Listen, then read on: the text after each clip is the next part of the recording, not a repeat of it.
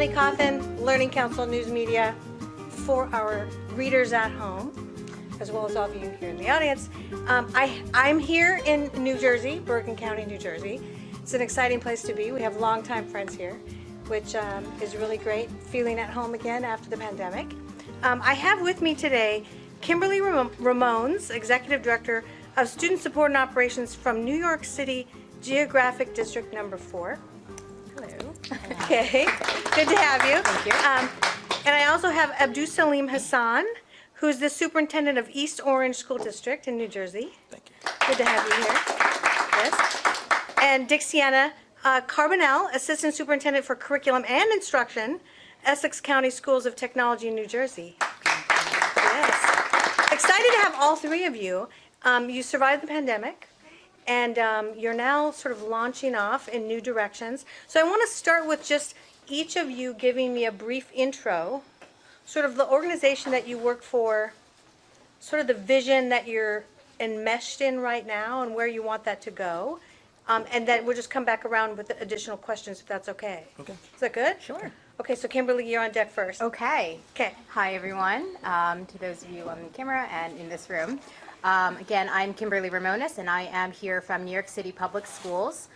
In my role, I currently support 23 schools in District 4, which is in Manhattan. So for those of you who are not familiar with New York City, the geographic location is around 96th Street all the way up to 125th Street on the east side of Manhattan. So it's considered Harlem, Spanish Harlem area.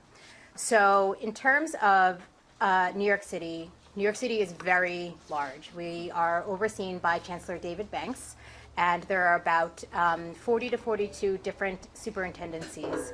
We have about 1,600 schools and a little less than 1 million students. It is an honor and a privilege to serve in New York City Public Schools, and I have been here for over 15 years.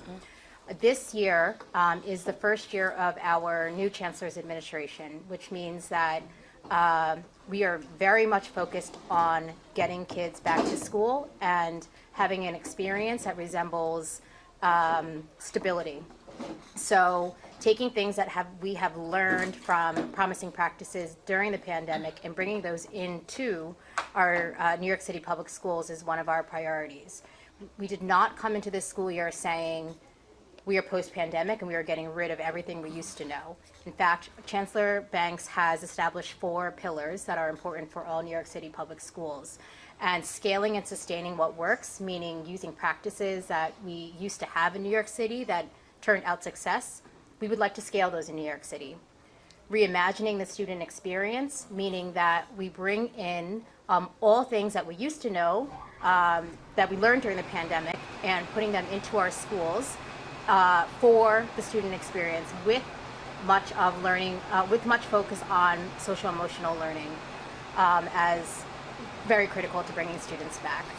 Also, engaging parents is a huge priority for New York City Public Schools as our focus with kids coming back this year. So we have these pillars that are kind of guiding our schools for this return. And again, 1,600 schools is big. Fortunately, under my portfolio, along with my superintendent, who couldn't be here today, we are responsible for the 23 schools in New York City District 4. Good vision, I like it. Yeah. I like it a lot, and it was organized. So I'm coming back to a couple of those points. Sure. Greetings all. My name is Abdul Hasan. I'm the superintendent of the great city of East Orange. I'm remiss if I didn't want to acknowledge one of my fraternity brothers who grew up in the city of East Orange, Brother Janaba Williams, who's doing a fantastic job at Newark Votech in Essex County. So great job you're doing there. East Orange School District is about 10,000 students. We're the second largest district in Essex County behind Newark, so sometimes we get overshadowed by Newark because Newark is a big city. So, and I'm thankful for that because then Roger Leon does all the interviews for the TV, and I usually get overshadowed. I get more of the articles in the newspaper. So thankful for that. So we are very excited, and I was lucky during the pandemic that I was the former assistant commissioner for the state of New Jersey, which was a big task because we wrote the manual on reopening schools. But then during that transition, I was fortunate to be hired by the great city of East Orange to become a superintendent to implement what I had wrote, so which was very challenging to my peers. So I apologize to any of my peers in the room, but the beautiful thing is I was in the hot seat with you all trying to open the school. So I'm very Okay, wait a second. Let's just go back on that for a second, because this is like everybody's nightmare. Is like, you not only wrote the policy, but now you got to implement it. Yes. So like, wow on that. Yes. Just wow on that. Yes. So how are you doing? I'm fine, but Okay. it was definitely challenging. And it was really, for us, it was also the CDC guidelines and guidance. And at that time, when I transitioned to be superintendent, I wasn't connected to the federal government like I was before. Okay. Disseminating information, and it's a flow of information that comes from the feds as well as state government. So we make sure the messaging right. And also, too, COVID was challenging. That was new to us when we dealt with a medical pandemic. So, and different school districts have different needs in different communities. So you have some school districts that say, we're ready to open, we don't care about everything, we can figure it out. And you got some districts saying we can't open. And we know digital divide was a huge impact to the urban school districts, which was an impact to our school districts, as well as trying to get the computers from overseas over here. And during that time, our government had a freeze on stuff coming in, so we were very impacted on that.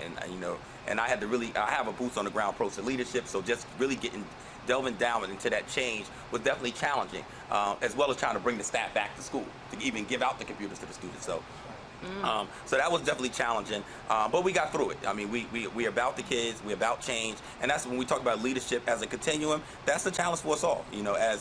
Just dealing with the people, staff trying to figure out like how many days a person gonna stay home for COVID, or people getting COVID twice, or people saying they got COVID and they actually on Facebook saying they in Aruba. So that's a whole other discussion. But overseeing the superintendents, I think the superintendents were phenomenal.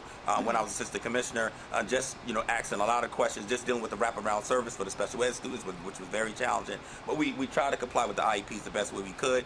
And even at the state level, I think that Dr. Peggy McDonald, who left being assistant commissioner for DOE, and now I think is working for NJPSA. She was phenomenal, just trying to adapt to the change. And I think we were worried about a lot of lawsuits, but I would be honest enough to say East Orange School District didn't feel that impact, and I think we worked very good with our parents because they understood the situation that we were in.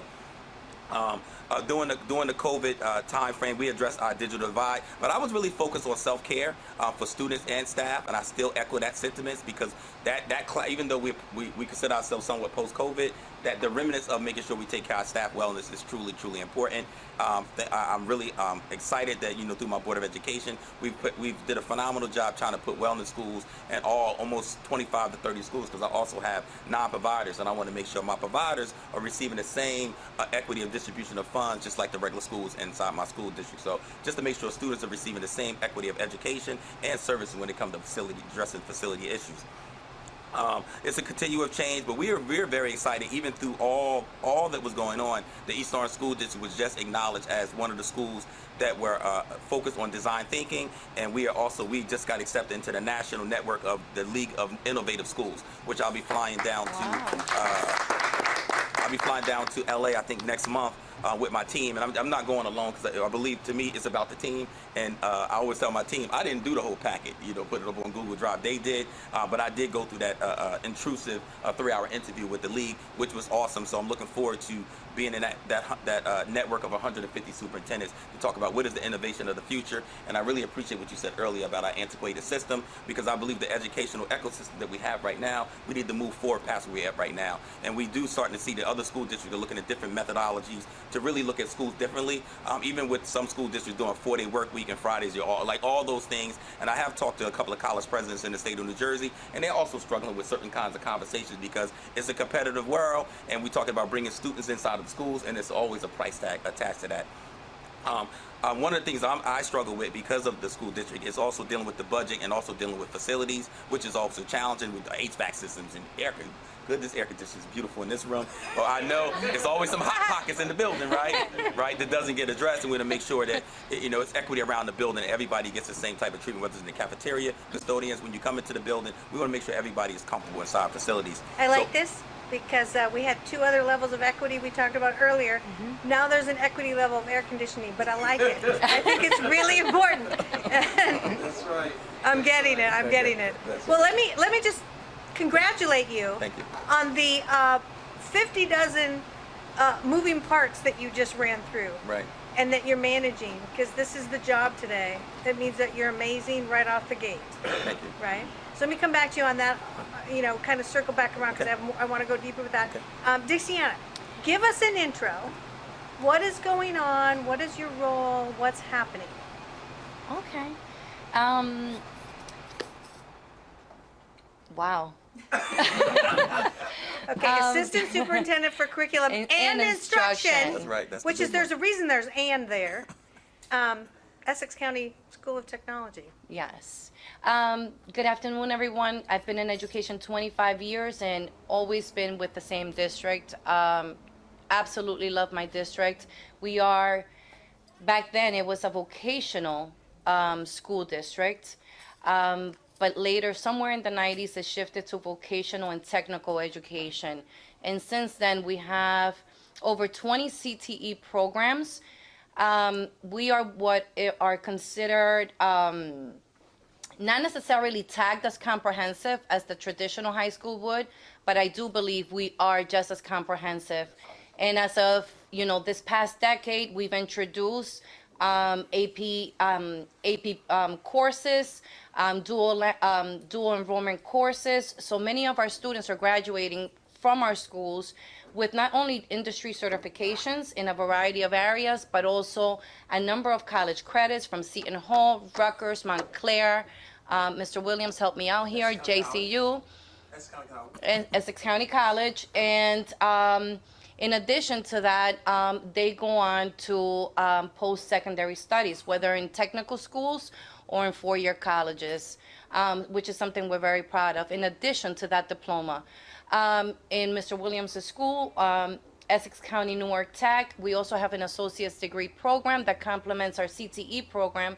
So those youngsters not only graduate with a high school diploma, but they also graduate with an associate's degree and for many industry certifications, recognized certifications. These past 3 years have been extremely challenging, not only for us, but everyone in education.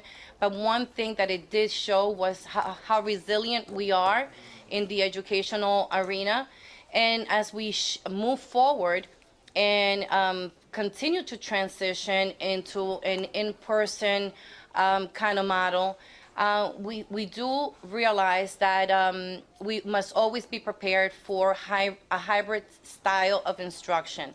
But in addition to that, address the social and emotional needs of not only our staff, but also our students, and begin to use what we learn in terms of technology and adapt to take learning to the next level. So it is not only about robotics programs anymore, but it's also about cybersecurity and cyber safety.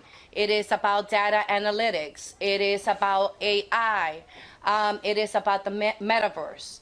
I mean, one of the things that I think we're going to see in the near future is probably that real estate that everybody's buying in the metaverse being used to create schools, some virtual schools, That's right? I think that that's where we're headed.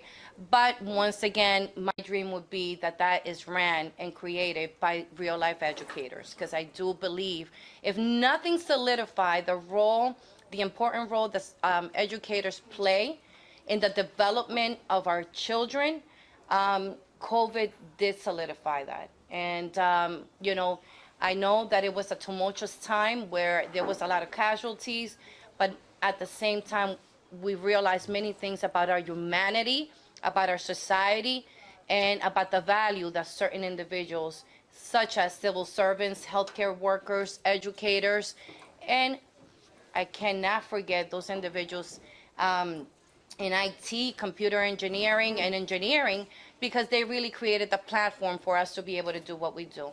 So, thank you. Love it, yeah. We almost feel like we want to have an awards event right now, like and just hand out awards for everybody. It's like, I love you and you and you.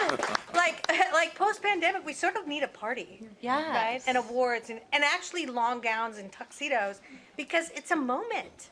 Yes. But I also have to say, I know we went back to normal. Everywhere in the country we're hearing like, go back to normal, except our friend Yasna, who's down in Garland ISD, she says, please get normal out of your vocabulary. There is no more normal, even though you're trying to be normal. Normal is over. So let's just talk about models for a second. So earlier, you were here for this, so I'm just going to say a few things so you'll know what went on. Okay. And Dicxiana, I think you were here for part of it, but Learning Council National Research has hypothesized what we call hybrid logistics or hybrid HyFlex. And Chris, our Chief Academic Officer, would say, be careful how you use the word hybrid, because in the mind of the educational leader is hybrid means that you're using technology in the school. Or you got a bunch of Zoom classrooms going on. It's not what we're talking about when we say hybrid logistics or hybrid HyFlex. What we're talking about is a time and space management shift that's using logistics, the same level that Uber does, to intersect the teacher at the right moment at the right time with the right kid, not a classroom normalization structure, the old manufacturing line, thou shalt all be the same, and also a way to manage space differently. Okay, so you might all be in building all the time, but you're not all moving along a manufacturing line. So you were part of that early on. I'm going to have you just noodle on it for a second, and you noodle on it for a second, because I'm coming to you. Okay. But I really feel just everything, all the data that we're looking at and all the conversation we had all spring, a model shift is changing, because the manufacturing line is the focus of it is how to normalize. Everybody please turn out the same. But our culture and everything we are now is let's not do that. And we don't want it. And kids don't want it. And we don't want it. And model is changing. So you go first. Sure. What are your thoughts? So my thoughts are, I'm also connecting to some of our breakout groups, in particular the one around systems thinking, because that's important when we think about hybrid learning. When we think about the ecosystem that a school exists in, it is not just teachers and students, right? It's much more than that. It is school building leadership, it is district leadership, it is parents, and in your spaces it may also be elected officials or external stakeholders that have to be engaged in this process. So before we jump into whether, a hybrid flex model or whatever it might be is going to work, I would say that taking the time to also bring all of those stakeholders up to speed and using technology as a vehicle to bring people up to speed and see things in real time for teaching and for efficiency is one critical piece of this. The second is that I am a special educator in all my content areas, and although I'm really privileged to serve as an executive director right now, my whole experience has been around teaching two different learning styles. And so when I hear that there is a potential for only one option for the way of delivery of information, it scares me very much. Yes. What I think is great about thinking of hybrid spaces is that it's an option plus. So we're not saying that you must learn this way and I must deliver instruction this way. What I'm hearing around these flex models is that it's this plus this, which is anything that is options-based for different learners and different educators is always a bonus. Yeah, That's I what I'm love that. thinking. I love that you're thinking that way Thank because you. you're thinking the way the consuming American public is thinking since the pandemic, who is now spending twice the amount on technology, software alone than all schools put together in the United States. They're out there playing math games, and then they come to school and they're like, yeah, Google Doc, where's my blue-haired avatar that I can automate, right? I don't get you. Like, why are you doing digital in a digitized way? So let's talk about model, because we just threw you in the deep end without prepping you. What are your initial... Glad I prepped my questions. Yeah, you're ready. You're ready. Okay, good. So you go. Well, I think that what you had stated was a great topic to discuss because the educational ecosystem is totally different. It's flipped upside down. Yeah. And I'm fortunate enough to just having a prior military experience where I worked at the Pentagon for 6 years. So Holy cow, we were you- already ahead of this. So we went to SVTC, these platforms. We already were using these platforms to speak internationally after 9/11 Yeah. because we didn't really communicate. So we had to build up a better infrastructure around the United States. So Yeah.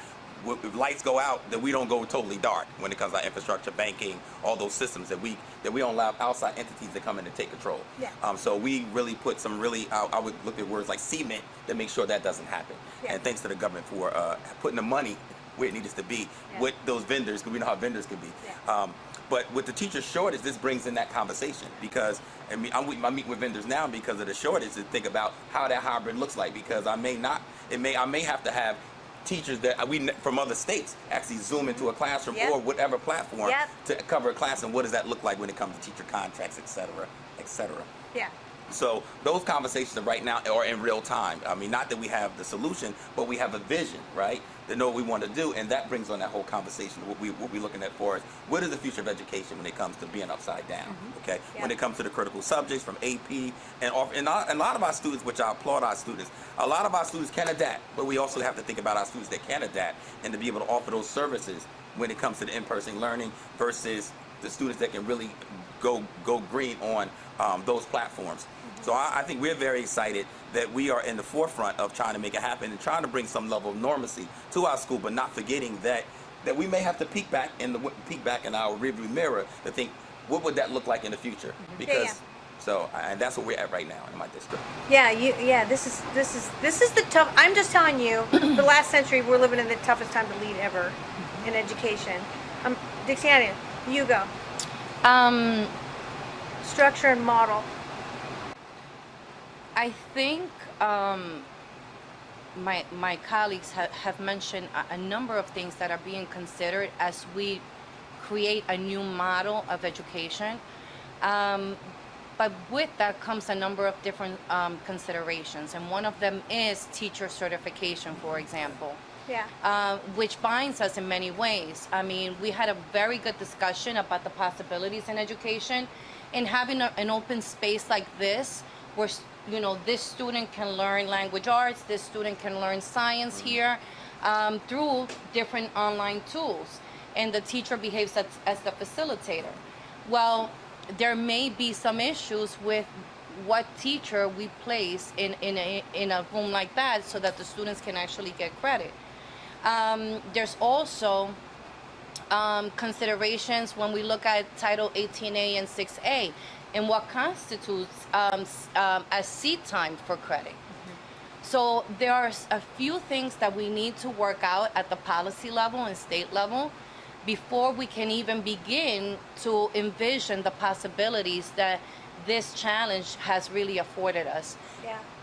I would even challenge you to go past that, Dicxiana, too. Some of what worked in the past is going to still work for some kids. Yes. Yes. Okay. Other kids, you stick them in a software like that, and they're like Memphis was doing, sticking their 9th graders in a math program, and they were finishing calculus by the end of 9th grade. And their biggest problem was, we got to put them in college now. Yeah. What are we going to do? Yeah. Like, poor you. But some other kids, and we learn this very definitively, they're social learners. Their mind turns on and engages when the energy of the social environment raises them up to want to learn. You stick them at home online? They disconnect. Yes. Doesn't happen to the kids in rural 150 miles on a farm away from anywhere because they had to learn to start themselves without people around. Okay? But we're not saying that's happening in their cities. So sometimes one way is going to work. But let's go farther. Let's not try to change to another one way. Right. Let's try to change to a multiplicity. I Like call it it? I call it a playlist. I like it. What we're missing is a playlist because we have not only a highly diverse student population, but we also have a highly diverse staff. Yes. And I think one of the points that we cannot miss is that if we don't provide the support to our educators in terms of continuous professional learning, we're going to miss it every time. Yes. Because, I mean, somebody brought it up. It's not just having a math online course. No, kids want, the VR, the gamification. And some of us do play certain games to disconnect, but not everybody does. Right. So we have to provide, that has to be coupled with some support for them. Yes. Yes. As long as we're thinking in a multiplicity of ways, because every little human is different. Playlist. And they all grow up thinking I am the most important little thing. And that's our culture now. It's a That is playlist. our culture now. And we need to confront that as an educational institution. So I'm excited about this. Okay, so let's wrap this up, because I know I got to get you out of here. So let's be fast, because I know you got a jet. Okay. final comments on the roles of teachers and how we can really help them survive in this world of asking too much of them. Thoughts? Oh, God, a lot. Okay, you have to go. And you gotta do this in 30 seconds. Okay, Let's do it. Some people have heard me say in this room today that the role of a leader and an administrator is to set the conditions for our teachers and Yes. all of our support staff. So that means that we know that the role of the teacher has changed drastically since the time of the pandemic. But there has to be time and space for discussion, for processing, for teacher-to-teacher interaction, for reflection, for people to actually heal. Because, yes.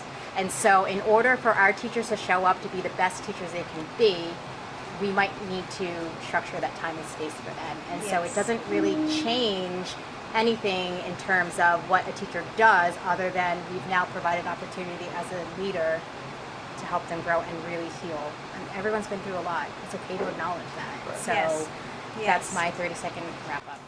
Yes. Okay. So I piggyback on it to say, it's about empowerment. And, some of the things that we're doing in our district is just, even during COVID, is to have teacher academies as well as aspiring administrative academies. And one of the things boots on the ground approach to leadership is I get out there and I thank them personally. Even before here, I was walking, I walked elementary school, Sheila Oliver School, Lieutenant Governor. I walked her school, and then I walked one of the high schools. And I was just thanking the students. It's about wellness. And I'm always thanking the teachers, like, thank you. One, I'm thank you for coming to work, but I thank you for coming in, giving good instruction, because I want to make sure that the kids get what they're supposed to get. And I don't want them just being, so I don't want to use the word idle-minded, but a teacher just sitting in the classroom. I want them to provide good instruction because we know we were impacted by learning loss. And one of the things I noticed when I'm walking around, I know we all do assessments of the student learning, is they're writing samples because students have to get, we all went to the automated with kids to type their essays, things like that. But sometimes we want the students to write their essays, right? And we also noticed that it's a true disconnect from, we got the kids to start typing, but now they've lost the way they can actually think and then write what they're thinking. And I correlate that to one of my third grade classes to my seventh. So I'm really boots on the ground to really make sure. And I'm also connecting with the teachers because they're heartfelt about that. Because they want to see the kids be successful. So one of my teachers, when she said that to me, she said, Mr. Hasan, because she thought it was like a reflection of her. We go back to reflective practice. So in her reflective practice, she took it personal that the kids could not articulate themselves in their writing the way they should be. So one of the things I do is I acknowledge the kids. You got good penmanship, all those things, because I want the students to feel empowered. I want the teachers to feel empowered, and I want them to know I'm going to provide the resources for them that they need. Again, we talked about self-care, acknowledging self-care. I tell my administrators, I talk to them all the time, make sure they take care of themselves, because a lot of people are going through things at home. The impact that we had a lot of loss, like you said earlier, and people, and when the dust settled, that cloud is somewhat still there, and we have not taken care and addressed our mental health. And mental health is truly important to me. So I always tell people, take the business of your insurance. Go to those 6 sessions, and the reason why I know I'm a retired cop, so I always tell people when I used to put people on PTI and those things like that, go to counseling. It's 6 sessions, it's for free, it's through your insurance company. So make sure you take advantage of that. You know what I'm saying? And so I just want to make sure my staff is taking care of their wellness, make sure I'm always amenable, and making sure I'm taking care of my parents, because my parents always have issues, and I make sure I'm in real time. Like I'm getting back to them in 24 hours, and hopefully the administrators and the leadership staff is doing the same thing, is getting back. So to me, the teachers are the fabric of the schools. I mean, we're just the conduit, we're the facilitators, and we look at organizational structures. And I've traveled. I was an ambassador to China. I had an opportunity to spend a month in China, traveling around to various schools from Beijing, traveling all over the country. And it's different organizational structures when it comes to different schools. So the American model may not be the model anymore. When I travel around the world, I've been in Germany. I've been around the world just being in the military. A lot of countries have different organizational structures. So sometimes we need to go out and do a peek, right? And see what fits us. You know what I'm saying? What will benefit our state. So our elected officials have to actually give us the opportunity to breathe, right? And to come in with these new innovative ideas, right? So we can make our school systems even better for the benefit of our kids from a global perspective. Because the world is not like it was before. Our kids should be able to travel around the world like they want to, as well as our teachers, in the same. Yeah. So. Yeah, well, you're amazing. There's a list of military, went to China, ran the state programs, he was a cop, and now he's running this. He has to implement the stuff he said everybody else had to implement. He's doing it. Yeah, they did. Okay, so just Abdul Saleem, America's going to beat the rest of the world. Yeah. Because we're on that. Yes. with hybrid logistics, so stay tuned. Stay Because tuned. it's Okay, coming I will. to you. I will. Yeah, it's coming to you. I got Okay. paid for it. I got paid for it. Yeah, you will.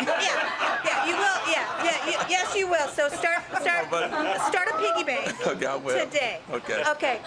So Dicxiana, I'm gonna key off something he And I'm just. supposed to follow him? That's not right. I'm gonna make you We shine. partners. You know, we partners I'm gonna in make Essex you County. We Essex shine. County. See Yeah. over That's there. right. Get ready for this because he just touched on, and so did she, and I think you did too. Like, curriculum itself and instruction itself is changing. So you're an expert in that area. That's right.